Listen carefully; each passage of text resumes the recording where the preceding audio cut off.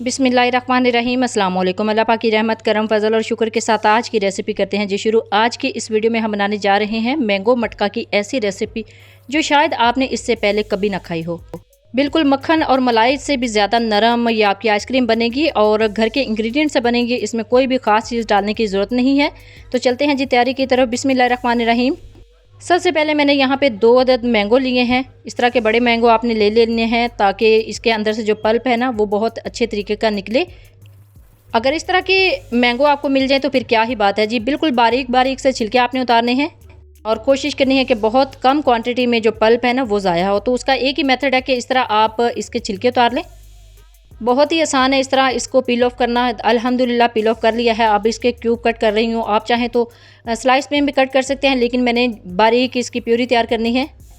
तो इस तरह के जो चंक्स होते हैं ना, जो छोटे छोटे क्यूब्स होते हैं, इनका जो प्यूरी है ना, जो इसका आप जब इसको मैश करते हैं तो बहुत ही ज़बरदस्त प्यूरी तैयार हो जाती है। अल्हम्दुलिल्लाह बहुत ही ज़बरदस्त है जी हमारे मैंगो। इस तरह का अगर आपके पास थोड़ी गुठली रह जाए तो इसको तो आप फिर खा के ही साफ कर सकते हैं। और यहाँ पे मैंने कोशिश की है कि मेरा जो मैंगो है बहुत कम क्वांटिटी में ज़ाया हो। तो इसी तरह दूसरा मैंगो भी ले लिया है, उसको भी पील ऑफ कर लिया है और अच्छे से इसकी भी कटिंग हो गई है अल्हम्दुलिल्लाह।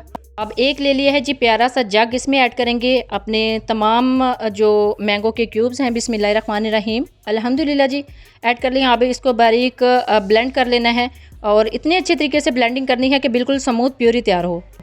2 से 3 मिनट लगे हैं जी इसके ब्लेंडिंग में। अल्हम्दुलिल्लाह बहुत ही ज़बरदस्त फाइन प्यूरी तैयार हो चुकी है। अब चलते हैं जी नेक्स्ट स्टेप की तरफ। इसके अंदर ऐड करेंगे जी क्रीम। यहाँ पे मैंने ये वाली क्रीम ली है और ऊपर देख लें कितना डेकोरेट अच्छे से जो सेटल हुआ केक पड़ा है। मेरे ख्याल में तो जब आप इसको बीट करते हैं तो इस तरीके से ये बीट नहीं हो सकती क्योंकि ये व्हिप्ड क्रीम नहीं है। इसके अंदर एक डिब्बा क्रीम ऐड कर ली है। ये वाली जो क्रीम है ना आपको आम मार्केट से मिल जाएगी, व्हिप्ड क्रीम मिलना मुश्किल होता है। अब इसके अंदर ऐड करेंगे 4 से 5 टेबल स्पून चीनी। यहाँ पे आप देख लें मैंने कंडेंस मिल्क इसके अंदर ऐड नहीं किया, जस्ट चीनी ऐड की है। हर घर में मौजूद होती है और इसको करेंगे अच्छे से ब्लेंड।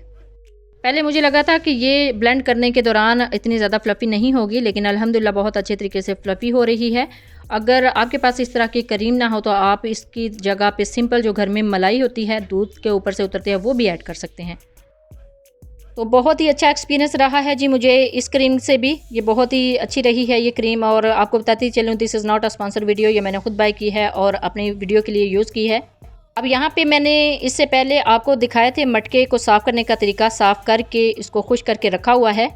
अब इनको अच्छे से फिल करेंगे। बिस्मिल्लाहिर्रहमानिर्रहीम। इन मटकों को साफ़ करने का तरीका जो है वो भी मैंने वीडियो में बताया हुआ है, आप देख लीजिएगा। उस वीडियो का लिंक मैं नीचे डिस्क्रिप्शन में ऐड कर दूँगी, आप उधर से वो वीडियो देख लीजिएगा।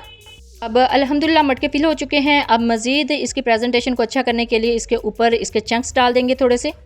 इससे जो इस मटके की लुक है ना बिल्कुल प्रोफेशनल लगती है, बहुत ही ज़बरदस्त लगती है। अब इसके ऊपर पिस्ता बादाम स्प्रिंकल करने की ज़रूरत ही नहीं है क्योंकि ये मैंगो मटका आइसक्रीम है तो उसके अंदर मैंगो के चंक्स ही बहुत अच्छे लगेंगे।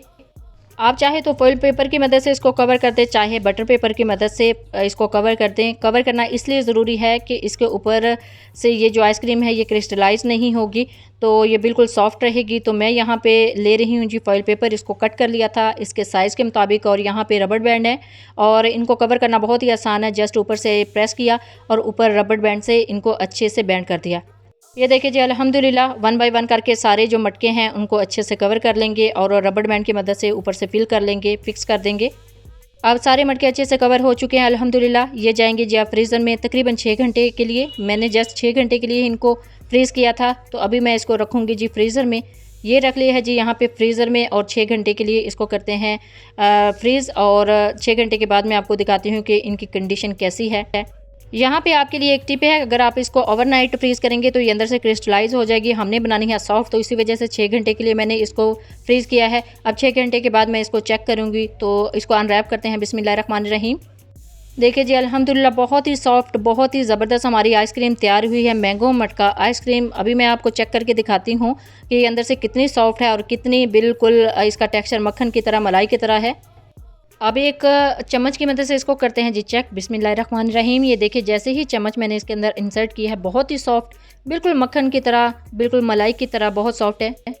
इस तरह की आइसक्रीम अगर आप घर में बना लेंगे तो इससे हो जाएगी जी बाज़ार की आइसक्रीम की छुट्टी। ये जितनी बनाना आसान है खाने में उससे भी ज़्यादा मज़े की है। जब भी बनाएं अपना फीडबैक ज़रूर दीजिएगा, दुआओं में ज़रूर याद रखिएगा। अल्लाह हाफ़िज़। Thanks for watching.